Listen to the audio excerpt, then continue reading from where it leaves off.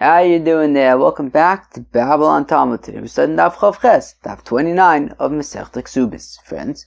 Daf Chav Ches, we start the third parak of Masechta Ksubis. It's called Elu Nairis Sheish Lehem Knas.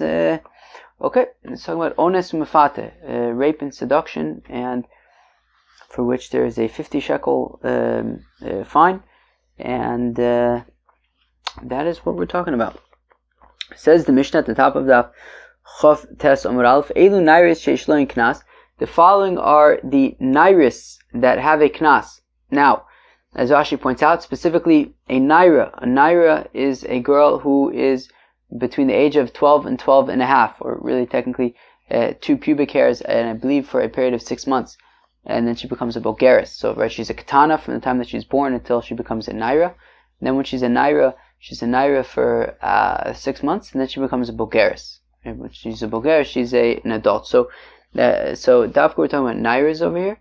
And so in the case of Ones Mefate, so either rape or seduction, so the perpetrator, the fellow, needs to pay 50 shekels to her father, and now they have to remain married. He can't just divorce her and, move on. He's now responsible for her. Actually, I think by Mefate, I think he has the option, right? Either he could stay married to her or he could pay the fine. But by Ones, he has to pay the fine. Elu Nairis Sheyesh Lehem Knas. So these are the Nairis who have the fine. Habala Mamzeres. If a fellow is ba al, he has bia with a Mamzeres. A Mamzeres. Vala Nesina, or Nesina. Nesina is like those people from Yoshua, the Givonim, who tricked Joshua into being saved. And it says V'noson. No, wait, where is it? Vayitnem Yoshua chot ve'etzim v'shavi mayim. That he made them into Wasserträgers and what do we say? Holz choppers, Holz choppers and Wasserträgers.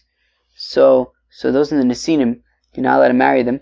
Valakutis, and those people converted to Judaism because they were scared of getting eaten by lions. I wouldn't want to get eaten by a lion. Habala Gyoris v'ashvur v'alashifcha. A fellow who sleeps with a convert or a woman who was taken captive, or a slave woman, who were redeemed or converted or were freed when they were less than 3 years old, which means that they are a besula, because even if they weren't a besula when they converted, when they were less than 3, but it would grow back. So they're besula. So in any of these cases, the fellow would need to pay this fine. All right. Now, habala choso, over here. Fellow sleeps with his sister. Valachos aviv, his father's sister. Valachos imo, his mother's sister. Valachos ishto, the sister of his wife. Val eishes achiv, the wife of his brother. Val eishes achi aviv, the wife of the brother of his father. Valanida or Ananida Yesh Lehem Knas, so they also have a fine. Afapisha bihikares in ben misas bezdin. Now, even though they get, even though there's kares, of course, as we know from Masechta Yevamis, right? Any of these are rayas, so there's a chiyuv kares, but nonetheless, even though there's a chiyuv kares, he still needs to pay a fine, right? There's no misas bezdin. If there was misas bezdin, right? He would be chayiv capital punishment. So then we say kamle b'derabimine. He'd be chayiv for the more stringent of them. He's already, they were going to kill the fellow, so he doesn't also have to pay a fine. We leave him alone on the fine, but we don't leave him alone on not leaving him alone. He's dead meat, l'maisa. But in this case, it's karis, so there is nonetheless a fine, even though there's karis. Okay. In fact, the Gemara, Hani Nairis Psulis Islu Knas Ksheris Lo. I don't understand. We're talking about the situations in which there's this fine. And we start listening, Nesina, Mamzeres, Kusis, what about just a Kshera? So, Hachi Kamer. So this is what it's saying. Elu Nairis Psulis Sheish Lehem Knas. These are the Psulis who have a Knas. Habala, Mamzeres, Nesina, Valakusis, etc. Right? So, meaning yes, of course, a fellow sleeps with a Bas Yisrael, so then he has to whatever be married, pay the fine. So now, right, certainly with the Bas Yisrael, but even by these psulis. Okay, fine. Where am I? Well, Kus is fine. Naira in Ketanalo. Okay, so continues the Gemara, and it says, so our Mishnah, Davka said, right, Elu Nairis. Right, Davka, you have to pay this knas for a Naira. But Ketanalo, not for a Ketana, not for a minor. Mantana. So who is the Tana who says this?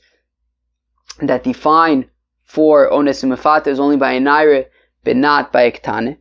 Rav Yehuda Amarav, Reb Meir. Says Rav Yehuda in the name of Rav that it's the opinion of Reb Meir. That it's Reb Meir's opinion that this knas is only by a Naira, but not by a Ketana. The Tana is willing to buy a Ketana bas yom echad v'ad shetovish te Cyrus. That a Ketana from the day that she's born until she has 2 Cyrus, until she becomes a Naira. So as long as she's a Ketana, yesh lo mecher, her father can marry her. Mecher is yesh la via bazchia lemocher l'shifchus. Right, you could sell her as a Jewish maidservant. Ve'ein la knas. Now by ones mufate there would be no fine for a Ketana. Umshetovish te Cyrus, and once she's a Naira, vachati bager, until she's a Bogeris, it's punkt fakert. It's the opposite. Yesh la knas, there is a fine when she's a Naira. Right, by ones mufate there's a fine. Ve'ein la mecher, but the father can no longer sell her as a maidservant. Right, Davka, when she becomes an Irish, she goes free. Right, a girl who's sold by her father as a maidservant, as shifcha, as a shifcha. So then, when she becomes an Irish, she goes free. Where am I? That's what Meir's opinion. So Reb Meir says, Reb Meir would say, that as long as the father could sell her as a shifcha, then there's no knas by onus mufata, i.e. as long as she's a ketana. And as long as there is a knas, i.e. once she becomes a naira, then at that point, though, the father can no longer sell her as a shifcha because she's a naira, he can only sell her as a shifcha when she's a ketana. The chacham say, ketana mibas shalosh shanim v'yom echad, that a ketana v'ad shetibager, until she becomes a bogeres, yesh lo knas. Right? The chacham say that no, even a ketana, there's a knas by onus mufate. Knas in mecher lo. 1 second. There's a knas by onus mufate, but the father can't sell her as a shivcha if she's a ketana. Ema af knas b'makom mecher. No, both of those things. Meaning, yes, he could sell her as a shivcha when she's a ketana, but also, additionally, the chacham say that in the situation of onus mufate, there would also be a knas, a fine. V'ani bnei knosinenu. Oh. So, fact the Gemara, friends, you ready for this? The Gemara asks a kasha. V'ani b'nei knosinenu. Are these people really able to be shaykh to this fine? Right? We listed a whole bunch of people in our Mishnah. We listed mamzeres, which is a lav. We listed your sister, for example, which is karis. We listed all sorts of people, and we said that he's going to be chayiv a knas for all of them, right? We said even by your sister, let's say, whereas a chayiv karis, still he's going to have to pay a knas. Ve'amai ikre kan velosi elisha. The pasuk says by onus, it says velosi elisha, that they have to remain married. Isha ru'uyelo.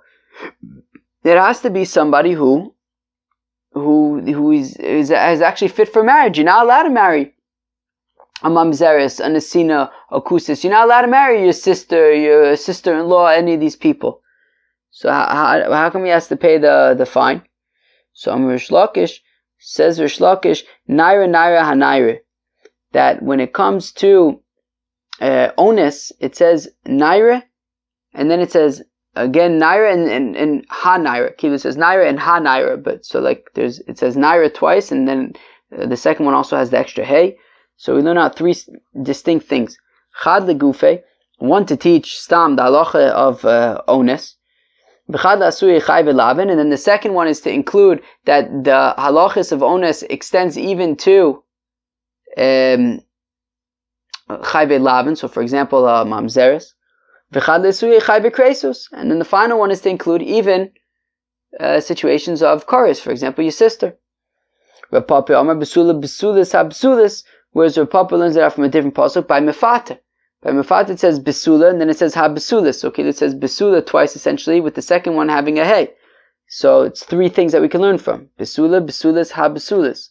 Chad leGufe, so one of them is to teach us the halachas of Mefata. V'chad le'esuye chayve lavin. Right, of course, onus is rape and Mefata is seduction, right? So v'chad le'esuye chayve lavin. And one is to include that these halachas apply also to chayve lavin, for example, mamzeres. V'chad le'esuye chayve kreisus. And the third one is to include that the halachas of Mefata even applies to chiyuve kreisus, chorus. For example, like your sister. Right? If a fellow sleeps with his sister, seduces his sister. Rav Papa, my time lo Krish Lakish. Now, one second. Rav Papa, who learns it out from the three basulas by Mefata. How come he doesn't learn it out like Rish Lakish, who learns it out from the three nairas by Onis? So Rav Papa, my time lo Krish Lakish. Haumi boy le lichda abaye. Because Rav Papa needs Rish Lakish's psukim, right, by naira, like Abaye teaches. The Amar Abaye that says Abaye ba'aleh avamesa, that if he raped her and then she died, potter. So he doesn't have to pay the 50 shekels. Shenemar, as the pasuk says, v'nosan lavi naira, that he gives the 50 shekels to the father of the naira. Lavi naira v'lo lavi mesa. She has to be a naira, not a mesa. She has to be alive. She has to actually be a naira, not a corpse. Rish Lakish, so that's what Rav Papa learns out from Rish Lakish's pasuk. Rish Lakish matar lo amar Rav Papa. Why does Rish Lakish not learn out like Rav Papa from the three basulas by Mefata? How mibayle l'gzeir shavet? Because Rish Lakish says, well, we need that for the gzeir shavet. Titanis we learn in Brisa kesef yishkol kamar basulas, that it says by Mefata, it says that it will chaparain kesef like the dowry of the basulas, and we make a gzeir shavet. It says basula by Ones, it says besula by Mefata sheizek kamara besulas, that we make a gzeir shave to say yeizek kamara besulas kozeh, that we basically compare Ones and Mefata, and to say that just like right, it says like by what does it say by Ones? Says v'nosan ha'isha shochev imalavi anar chamishim kesef, 50 coins, right, 50 silver coins, and it says by Mefata, it says kesef yishkol kumar besulas, it has to be shkolim. So, but it doesn't say how many. So if we compare both of them and make the gzeir shav to say that one of them it says 50, the other one says shkolim, so you join them together and say that by both of them it's 50 shkolim, 50 shekels. Okay, fine. Okay, so Rish Lakish needs these besulas that Rav Papa uses for the gzeir shav. Rish Lakish nami boyle lichda abaye, Rav Papa nami boyle l'gzeir shav. But in fact, the Gemara, 1 second. Rav Papa and Rish Lakish made some important arguments. Rav Papa says that I need the pasuk of Rish Lakish to teach me that Dafka is only chayiv to pay if she's alive, not if she's dead. And Rish Lakish says I need the pasuk of Rav Papa to teach me Dafka that we make the gzeir shav. Now it's 50 shekels for both by Onus and by Mefata. So I mean those are both important arguments. So Ela Shisa Krai Ksubis, so rather we make a moija, we bring them all together and we say, look, between the two psukim we have 6 things to work with. We have naira ha-naira, besula ha-besulis, so that's 6. Naira ha-naira, besula ha-besulis, trele gufayu. So 2 of them are unusable because they're reserved to teach the halachis of Ones, of Mefata, by Bas Yisrael. Chadlich da-abai v'chadlich zeir shava. Now we need one of the besulis for like Abaye, right? For like Rish Lakish, that Kamora Besulis, that we say that's how we learn out that it's 50 shekels, and then one of the nairas we need like Rav Papa says, like Abaye really, that she has to be alive, not dead. Aisru lehu trey, and now you have 2 left over, right? We've already used 4 of them, right? 2 of them to teach about the halachas of Odos of Mefata by Bas Yisrael. One to teach like Abaye, the other one to teach like the Gzeir Shaveh, and now we have 2 left over. Chad l'asui chayve lavin, chad l'asui chayve kreisis. One to teach that the halachas even apply to those who are chayiv by chayve lavin, like a nosin, a mamzer, and we have the other one to teach that it also includes chayve kresos, like for example, a situation of onus umafata, like by your sister or something. And says the Gemara, ulafuke mehaitana ditanya. Now, our Mishnah that says that yechayev the knas, the fine, also by chayve lavin, such as mamzeres, nesina, as well as chayve kresos, such as like your sister-in-law, your sister's, your wife's sister, all those chayve kresos that we know from Masechta Yevamos. So lafuke mehaitana. So our Mishnah is unlike the following brisa. The Tanya is we learn in the brisa, Velosia leisha, that when the pasuk says that after, right, it says by onus that he's got to pay her father 50 shekels, and then they have to remain married. He can't just leave her on her own. So Shimon Atimni Omer Isha sheyesh ba'avoya. So Shimon Atimni says, look, it says Velosia leisha. It has to be somebody who he could feasibly marry, who can actually technically be married to, halachically. Reb Shimon ben Menashe Omer, Isha Ru'uya L'Kaima. Reb Shimon ben Menashe says it has to be somebody who would be able to remain married to. What's the difference between Shimon Atimni, who says it has to be somebody that you can marry, and Shimon ben Menashe, who says somebody you could be married to, you could remain with? Reb Zera Mamzeres Unesina Kibanar. The nafkamin would be a Mamzeres Unesina. Technically speaking, Kiddushin is tofes by chayve lavin, by mamzeres, by a nesina. If a fellow marries a nesina or a mamzeres, they're technically speaking married, but they cannot remain together. You can't marry a nesina or a mamzeres, so you can't remain together, but technically it works to get married. So the man d'omer yesh ba havoya, hanam yesh ba havoya. So according to Shimon Atimni, who says that it has to be somebody that you could technically get married to, well, that includes nesina, mamzeres, but it would exclude like your sister or somebody. But according to Reb Shimon ben Menashe, who says it has to be somebody that you could remain married to, well, in this case, even a nesina and a mamzeres, you cannot remain married to, you cannot remain with, and therefore they would be excluded from the fine as well. So we have our Mishnah that says that the fine applies also to chayve lavin, also to chayve kresos. So it sounds like we then have Shimon Atimni who's saying that while it applies to chayve lavin, it does not apply to chayve kresos, and you have Shimon ben Menashe who says it doesn't even apply to chayve lavin. Fine. Okay. Rabbi Akiva. Now what about according to Rabbi Akiva, the Omer in Kiddushin Tovsim b'chayve lavin? Now, according to Rabbi Akiva, of course, we know from Masechta Yevamos, he says that actually Kiddushin is not tofes by chayve lavin. If you marry a nosin or a nesina or a mamzeres, you're not married. Marriage doesn't work by nesina or mamzeres. So what's the difference then between Shimon Atimni and Reb Shimon ben Menashe? Right? Shimon Atimni who says that it has to be somebody you can marry, and Reb Shimon ben Menashe who says somebody that you could remain with.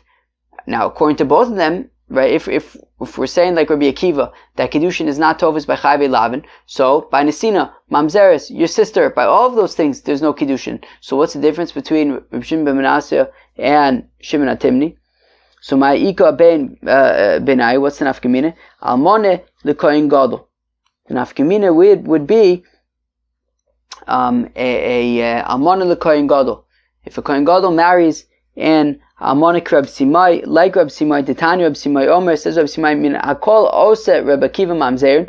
Reb Akiva would say that in all of these relationships, the child would be a mamzer, right? By, if a fellow marries a nesina, a mamzeres, sister, any of these cases, the child would be mamzer, i.e. there's no Kiddushin. Chutz, Amon the Kohen Gadol, the exception being Amone to a Kohen Gadol. If a Kohen Gadol marries a widow, he's not allowed to marry her. But if he does, Shari Amar Torah, the Torah says, Lo yikach v'lo yichalo, that he shouldn't marry her, and if he does, then it will make the children chalos. And she would also be a chalala. Chilulin hu osa, he makes chalos, vein osa mamzerin, he doesn't make mamzerin. So there you have it. So according to Shimon Atimni, who says that they have to be able to be married, well, technically if he marries an amana, marries a kohen gadol, they're married. Right, but according to Shimon ben Menashe, who says that they have to be able to remain together, and Amon and a Kohen Gadol are not allowed to remain together. But